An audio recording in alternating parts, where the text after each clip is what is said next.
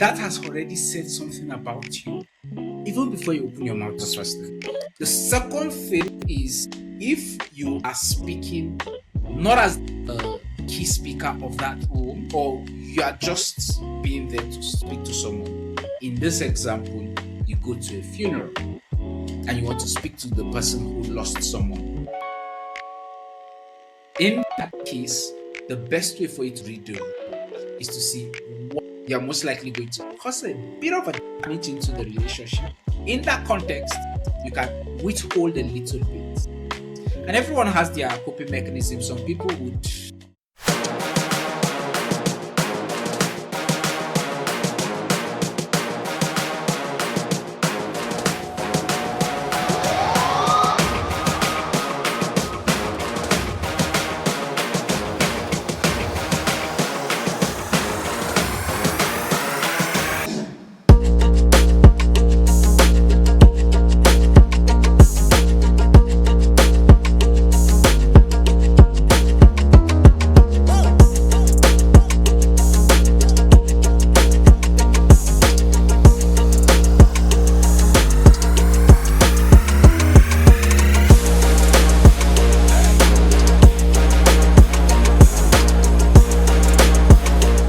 When people often hear communication, they always think that is about talking, words. But I would like to hear from you, Muhammad. What do you think people really perceived first? thank you, Tayejo. When it comes to communication, the first thing that people perceive is what you say when before you even open your mouth to speak. That is the first thing. Just by your appearance, your body language, your facial expression, that has already said something about you even before you open your mouth to speak. Mm, mm. And Vijay would always say that your appearance, your visual image, he calls it visual image, gives people an assumption of who you are. When you now open your mouth to speak, that assumption turns into belief. An example, let's say you're dressed with corporate suits. When people initially see you, they'll be like, okay, this person is a professional, this person is smart. The very moment you open your mouth, if something stupid comes out of your mouth, they are going to be in disbelief. Because there's a mismatch between what you're wearing and how you're speaking. But when you say something very smart, they'll be like, I expected it from the way you're dressing. So the first communication that you make is by your appearance, your facial expression, your body language. Your body language. Amazing. You just brought a very, very good point because people tend to neglect that aspect of their visual image, like you said. People tend to really, really neglect it. And do you have a specific example that somebody lose the first impression before even opening his mouth? Do you have an experience or typical example of something like that? Yeah, absolutely. And I'll give examples.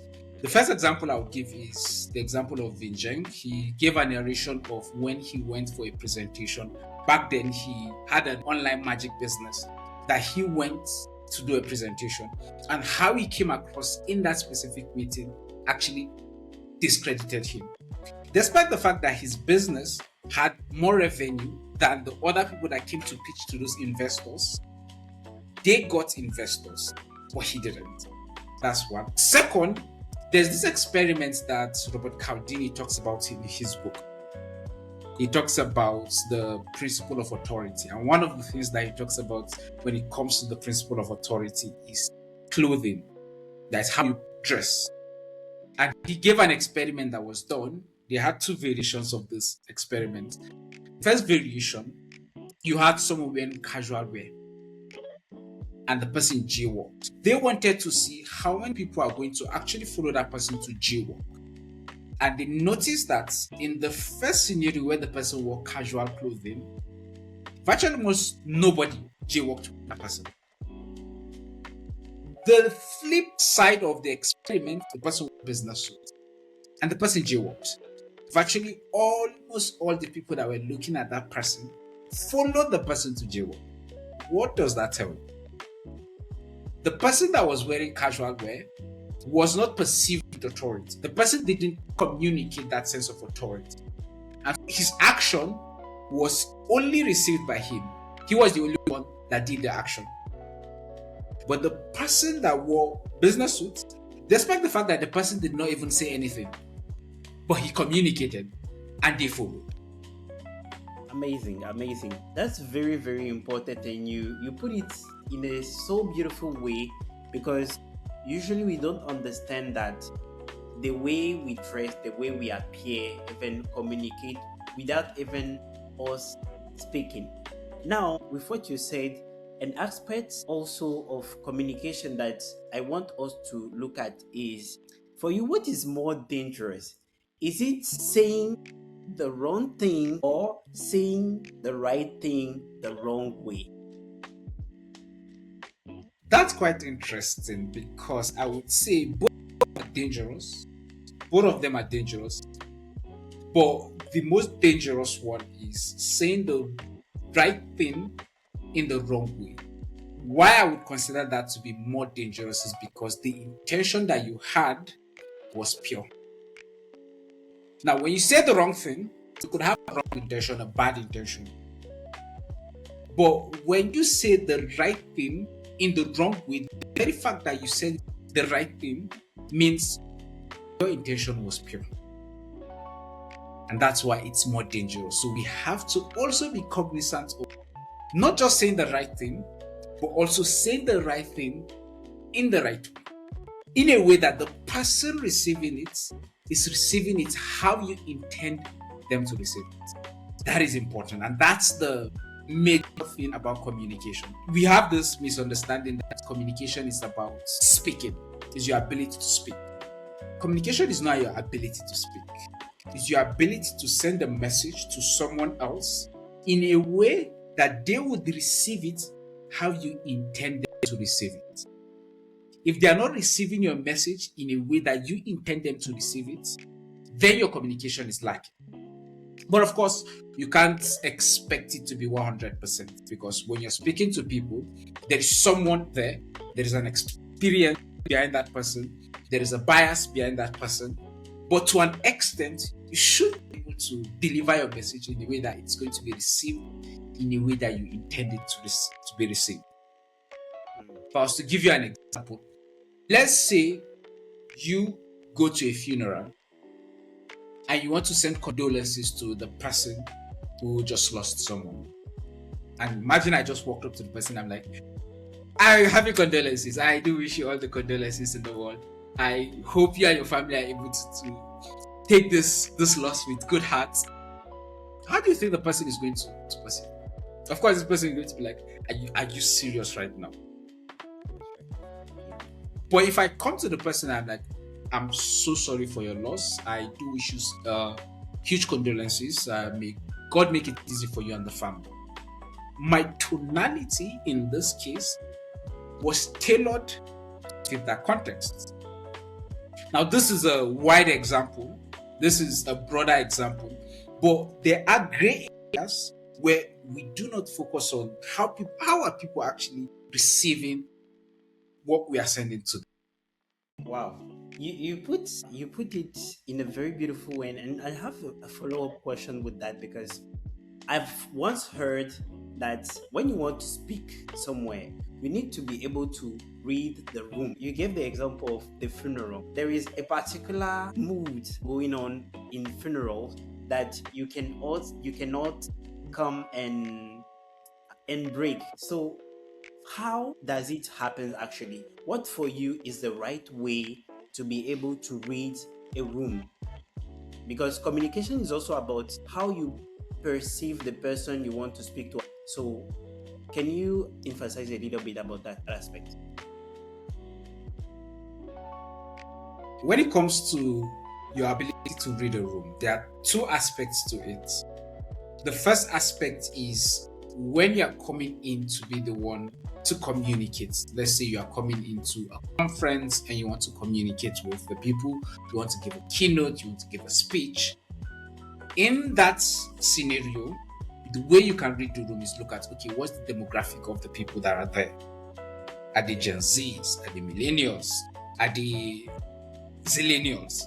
Those are the first thing you look at because you want to craft your message in a way that would appeal to them. That's one of the ways for you to do that. You read the room. Okay, what are the category of people that are there? That's one. Two, what is the context of me having to give a speech? If I'm giving a speech in the office, of course, it's going to be different from if I'm giving a speech in a wedding. It's going to be different from if I'm giving a TED talk.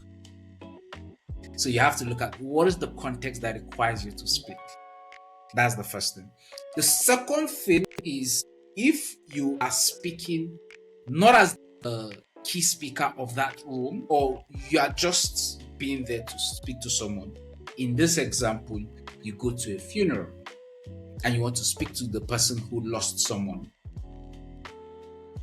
In that case, the best way for you to read the room is to see why are people gathered in this room. The vibe that you're going to take to a funeral is going to be different from the vibe that you're going to take to a networking event. And what determines is what is the purpose of the people being here? Why are they here? That's the best and easiest way for you to read the room. All right, very good, very good. And when you were talking, you talked about you addressing a public forum, for example. Now, something that I usually notice and I always wanted to know about is that speakers that really are able to interest an audience, they always have that aspect of fun in what they say. So I always ask myself, why is it that they need big, even if it is because you said it, professionally, we need to be professional. But even if it's that professional aspect, they always that aspect of being a little bit funny. So I always ask myself, why and how does it come? Finjab would always say that if you want to describe a professional person, just go to a child. You'd laugh at how a child is going to describe someone who is a professional person. The moment you meet the child and say, describe for me someone who is an adult, all of a sudden they become so serious. So we have this notion that being professional means being serious. Those two things are not synonymous. Being funny is not an opposite of being serious. Yes, there's an extent to how funny you can be in a professional setting because there's time, there's place, and all of that. There's all of those little things that you have to put into consideration. So you can't just come and be Dave Chappelle in every single situation in a professional setting. And this also goes back to your ability to read the room. But always put a spice of in whatever speech you are giving. Put a spice of fun in whatever speech you are giving. There's no one who doesn't like to laugh. There is no one who doesn't like to laugh. So laugh. And the best way for you to learn how to be able to put it in there is you have to be willing to fail. Because there are some times that you do it and people will be like, that's wrong. And it's going to register in your mind that, okay, no, I did it in the wrong time. And that's how you learn. You learn through going through the failure of it. You fail, sometimes you crack the wrong joke, or you crack it at the wrong time, or you crack it to the wrong people. And that's how you learn. But never be afraid to try it. Again, goes back to your ability to read in the room. In the room. Amazing. And you brought it in a very special way. And I've always hear you say exposure therapy. It's always very important to be able to improve yourself, to be willing to make some mistakes and then learn from that mistake. And I believe I've heard it once from Benjamin as well. And when you talk about that ability to be able to read the room, that's also very important because I also heard him said was the joke you can make in America is not the same joke you can make in Australia. Because True. That's also about when you talked about demography. I'll come back to that because what can be funny for an American cannot be that funny for an Australian, for example. So you put it in a very good manner. So I want us to look into another aspect of communication, which is vocal communication. What for you does the tone that you have, the tone that you take when you want to say something, what effect does it have on how people perceive what you want to deliver as a message at a particular time? Tonality, as Vijay would always say, is very important. I like to reference Vijay because virtually almost everything that I know about communication, I learned it from him. Nothing is coming from my head, right? And tonality is the emotion that lives beneath your words.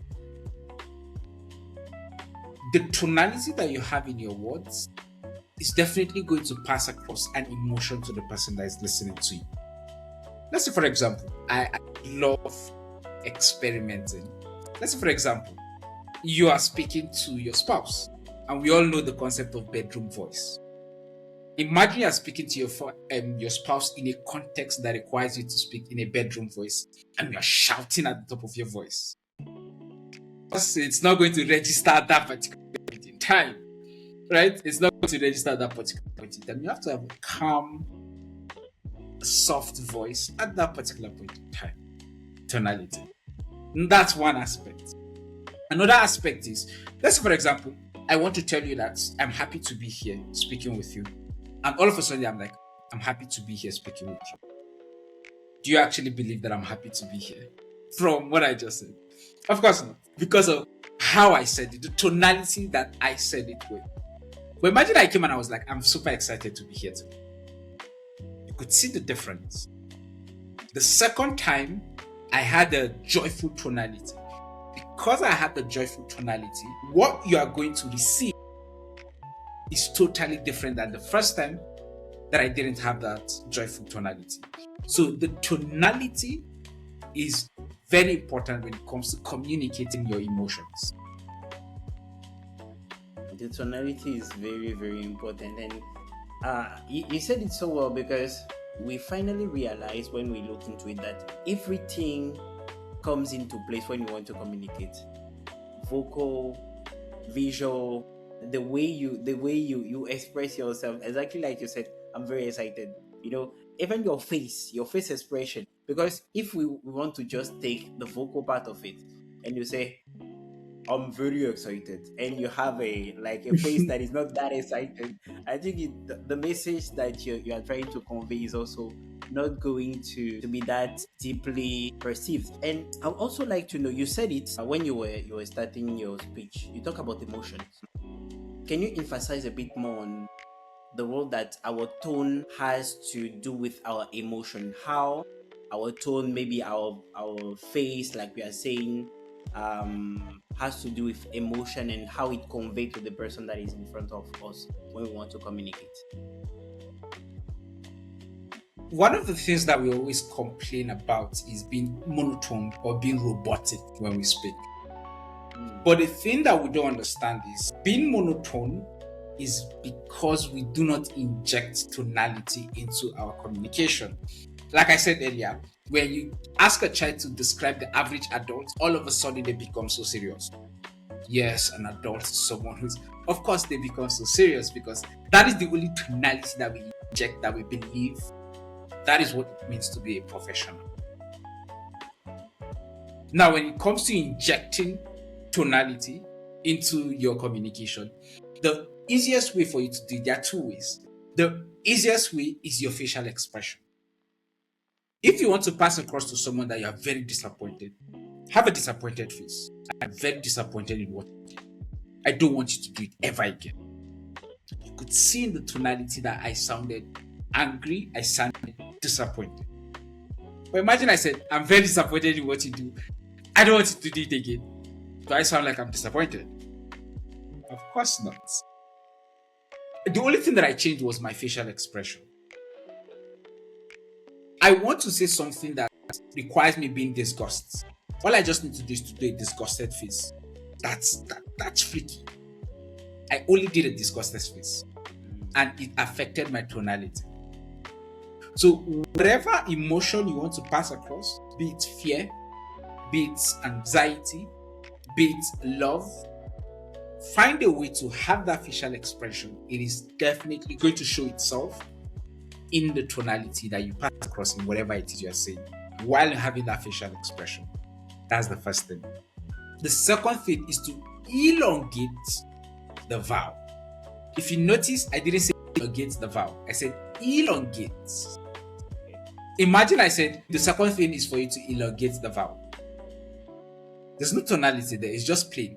When I said elongate the vowel, I've injected emotion into elongate. So the vowel in the verb, elongate it.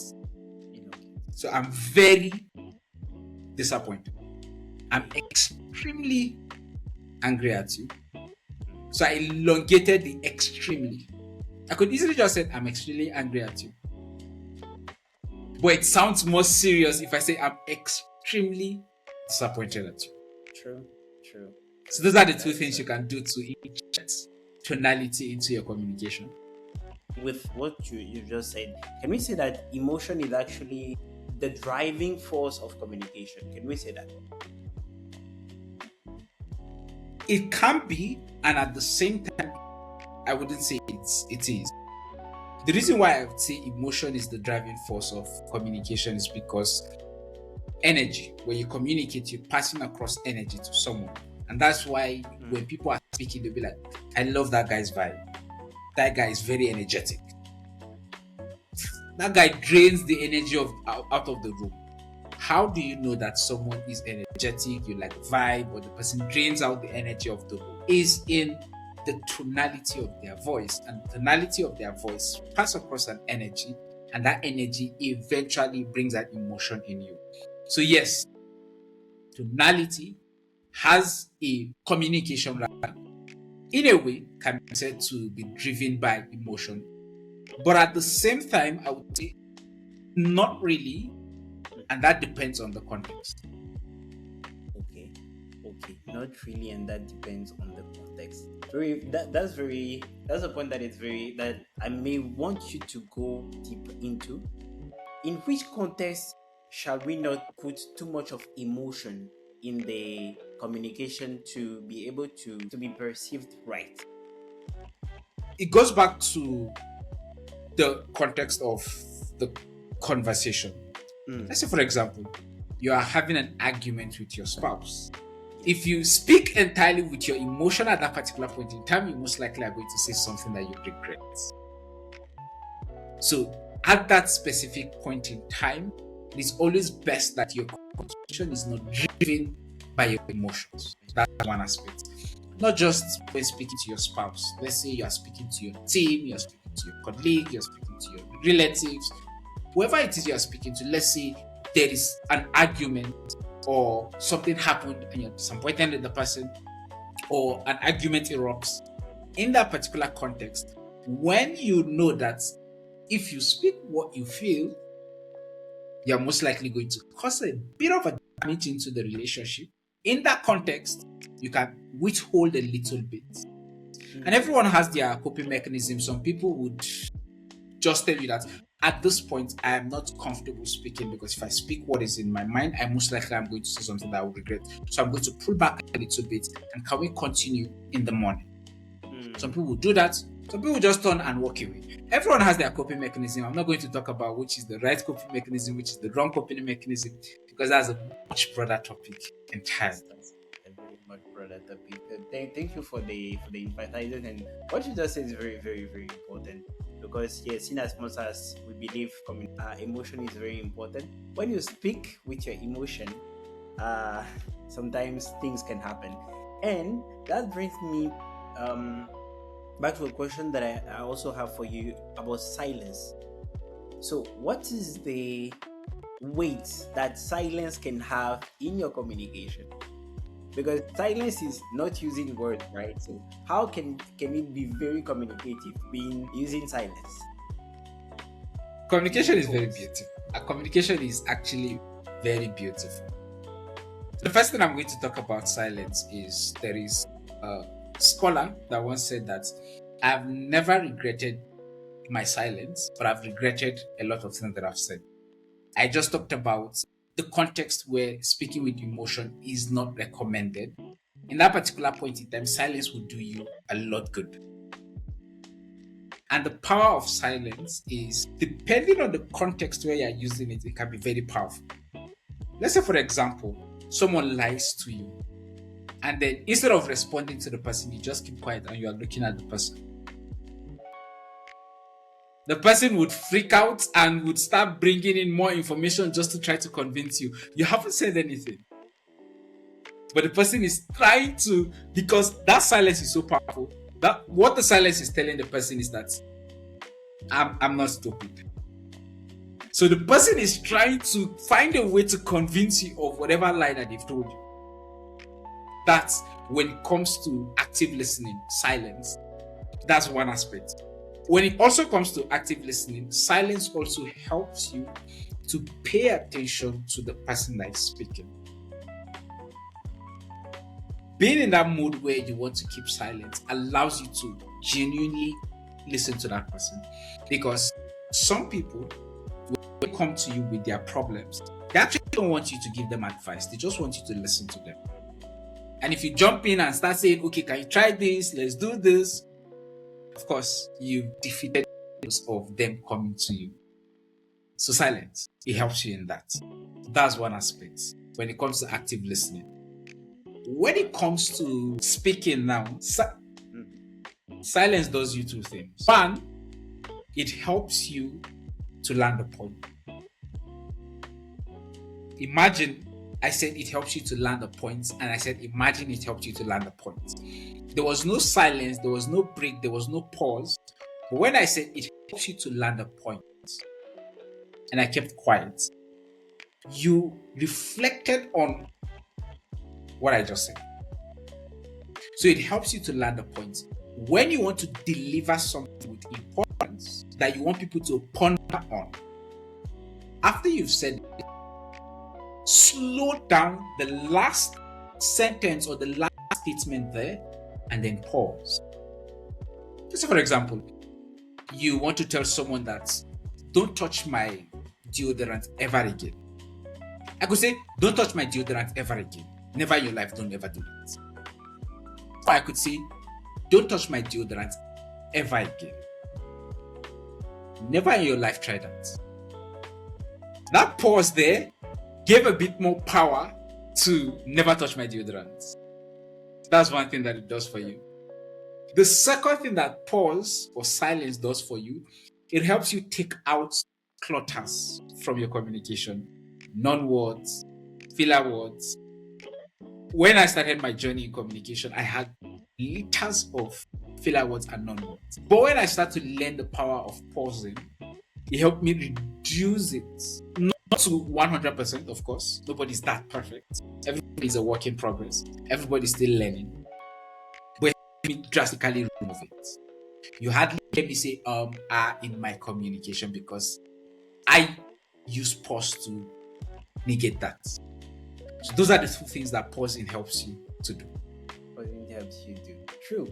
Because I've been making some videos for quite some times now. One day I wanted to make a video and I was able to notice that exactly like you said, when I was using pauses instead of those filler words, it sounds so powerful, so cool. I can put it that way, so cool with the poses and everything. Yeah, so that's an aspect that is very, very, very important. And thank you for bringing a greater light on that aspect as well. Now let's talk about common mistakes that people do in their communication. I would like to hear from you. What are the most common mistakes that people make that really silently damage their credibility? That we actually don't know. We don't know, but we make mistakes that damage our credibility. Can you give us some common mistakes? Communication starts in the mind. It starts in your mindset. One of the greatest mistakes that we make when it comes to communication is that I am stuck with how I communicate. This is me. This is my style. Accept me the way I am. That's the greatest mistake that I've seen a lot of people make when it comes to communication. We assume that is our identity. That's the one mistake. And what we don't understand is that when you have that mindset, it prevents you from exploring other keys that you have. This is not you borrowing keys from someone else. This is that you have, but you don't play. Imagine having a piano, but you only play with two keys. You only play with two keys. There are 88 keys on the piano, but you're only playing with two keys. And then when someone tells you, touch the key over here, you'll be like, no, that's not me. That's not who I am. That's the greatest mistake that I've seen a lot of people make. You talked about the mistake leading to damaging of credibility. The way you learned how to speak was because of the people you experienced growing up. And there are two aspects to this. There's the positive and there's the negatives. For the positives, if you looked up to someone, you're most likely going to adopt the communication style of that person. If you admired your dad, your mom, your teacher, you're most likely going to adopt the communication style of the person. That's the first, that's in terms of the positive. In terms of the negatives, if you grow up in a household that there's a lot of abuse, there's a lot of shouting, and you're an introverted person, you're most likely going to develop a quiet voice because you don't want to upset the environment, you don't want them to yell at you. So that's how you learn how to speak. But the thing is, we don't even know that that is how we've been able to develop our communication style. And then we take that into the workplace, or we take that into our profession, or we take that into our life as adults. But the thing we need to understand is that each context requires a specific type of delivery. I gave the example of the bedroom voice. You can't go and yelling, saying that this is my bedroom voice, this is who I am, accept me for this. You can't do that. That is not a context for it. Now, if you develop a speaking style that is not effective in a place that requires you to be credible, let's say you want to speak with authority, you want to motivate people to start working, let's say your team are doing poorly and you want to motivate them to start working, and you have a quiet voice. That mindset of this is who I am, knowing that you learnt it from the experiences that you had or the mechanism that you had growing up, you're most likely going to speak in that way. Imagine going into your team's office and you're like, good morning, everybody. You see, I know that we are not doing very well at this point in time, but I'm sure we are going to find a way to figure it out. So, who are you going to help at that particular point in time? You're not going to help anybody. Right? They'll just be like, is this person even sure of what he's saying? Nobody would listen to you. These little things are one of the things that damages our credibility, the mistakes that we make. The next mistake that we make is not understanding. I've touched on it a little bit. The next mistake we make is not understanding that I have a lot of keys to play, and different situation requires me to play my keys differently. Those are the major mistakes that I have made myself. Not that I've just seen people make. I have made myself, and I see quite a number of people make that same mistake. That's awesome. That's brought in a very, very good manner. Do people actually notice when they have those, I would say, area of lack in their communication? Or are most people blind to those mistakes? Most of us are blind to the mistakes that we make. Again, it goes back to our subconscious. This is a conversation that we've had before, Yes. where what is in our subconscious is not something that we readily think of. It just exhibits itself. A vast majority of the mistakes we make, we are not aware of it. And I didn't know that I had quite a lot of filler words in my communication until when I had to listen back to some of the audios that I did. I was shocked. I was like, I didn't know that I had this much filler words in my communication. It was a surprise to me. I wasn't aware of it. Even at this point, sometimes when I go into trying to look at my videos, look at my recordings, I see some of the things that I say and I'm like, that's a filler word, Muhammad. Take it out. All things are, we are not conscious of it. And I remember the very first time that I did a presentation, one of my mentors was there in the presentation. And after the presentation, she called me and was like, you kept on repeating basically in the meeting. I thought you were trying to teach them how to pronounce basically. I wasn't aware of that when I was doing my presentation. I wasn't aware of that. A vast majority of the mistakes that we make, we are not aware of it. And that's why it's powerful for us to always review our videos, our audios.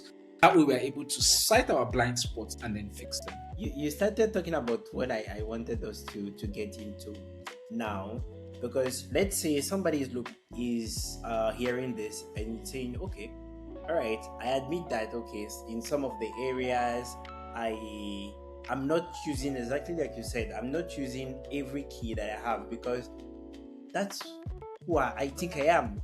I have a quiet voice, or this and that and this and that, with what they develop due to their upbringing and everything. And then the person is sort of, with our video now, realizing that this and that. So what to do? What can they do to really improve and really comes with that strong presence? What habit can they develop? The habits that one needs to develop is, you need to review yourself. Like I said, most people are not conscious of our blind spot. Most of us are not conscious of our blind spots. You need to know what your blind spots are. What are the ways for you to know it? There are two things. One is review yourself outside yourself through recordings, through audios, and so forth. That's the one. Then the next thing is you have to develop the ability to listen to yourself speak while you speak.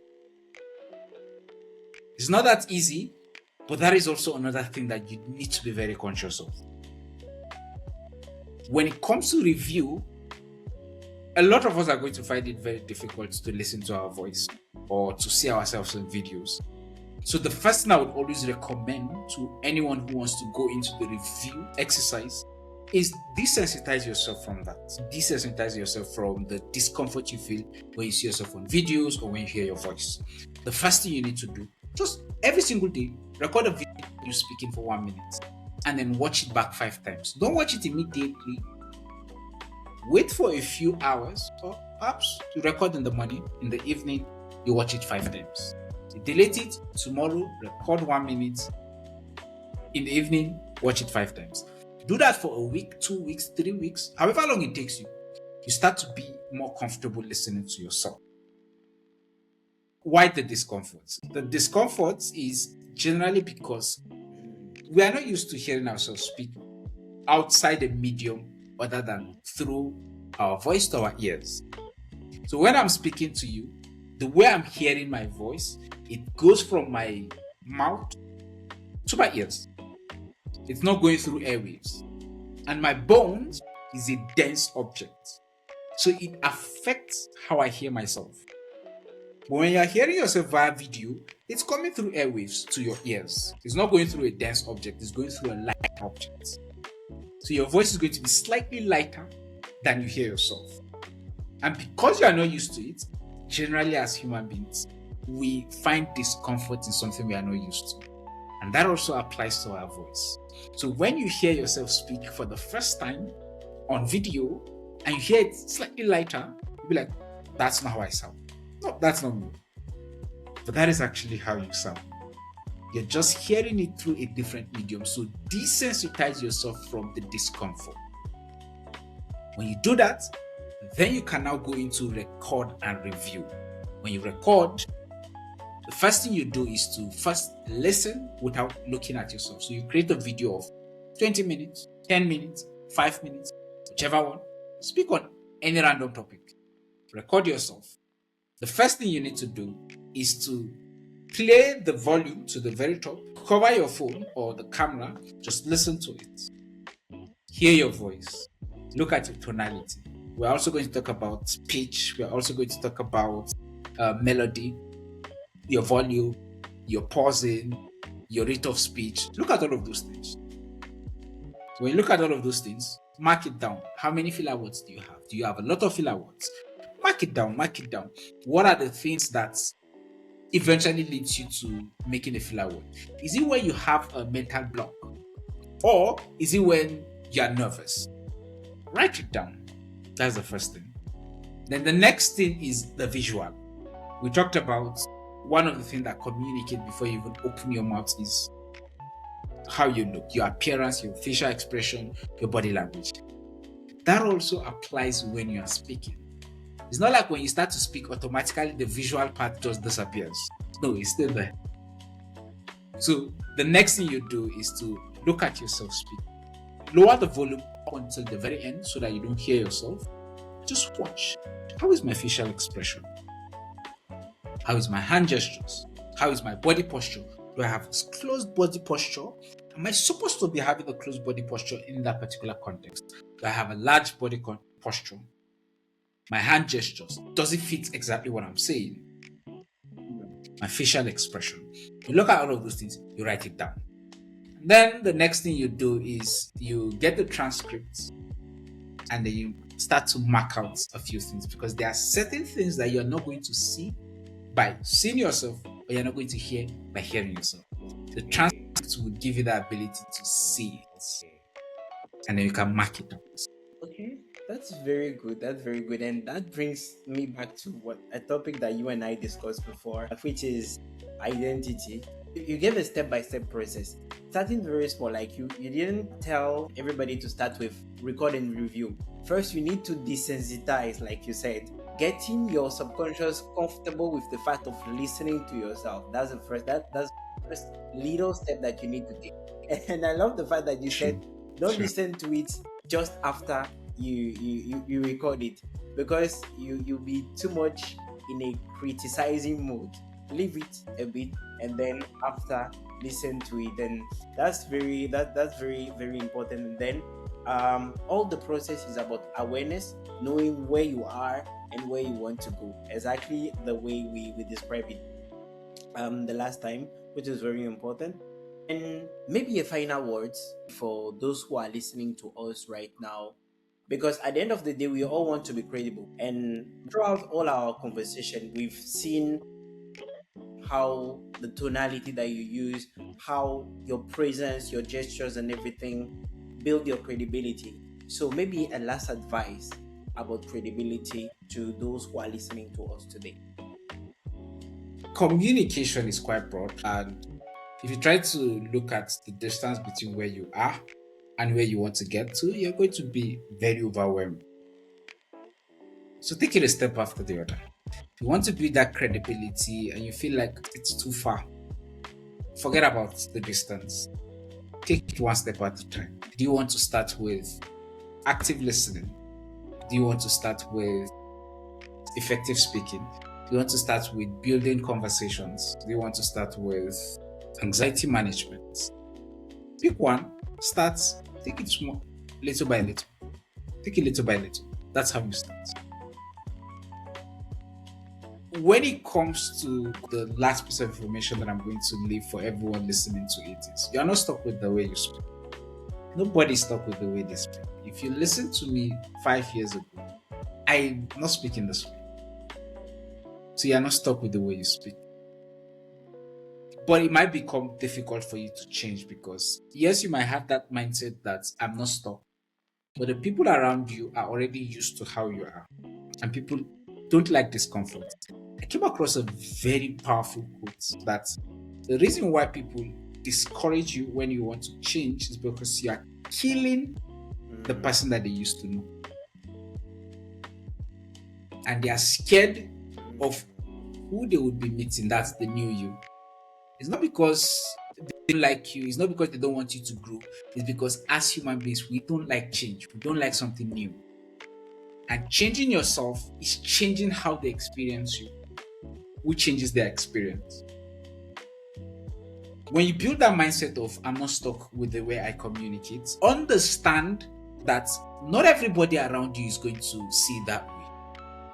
And there's the possibility that when you start to experiment with your communication, of course, you're going to suck at the beginning. Everybody's stuck at the beginning of anything. It might try to pull you back to that previous identity.